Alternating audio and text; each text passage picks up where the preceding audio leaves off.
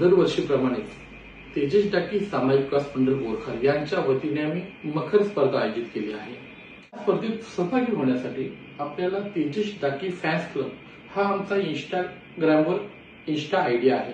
या आयडीला तुम्हाला फॉलो करावं लागेल। त्याच्यानंतर तुम्ही जे काही मखर बनवणार आहात ते मखर थर्माकोलचे नसावेत। थर्माकोलचा त्यामध्ये वापर नसावा। तुम्ही घरगुती पद्धतीने जेणेकरून आपल्याला इको फ्रेंडली पद्धतीने ते मखर असावेत।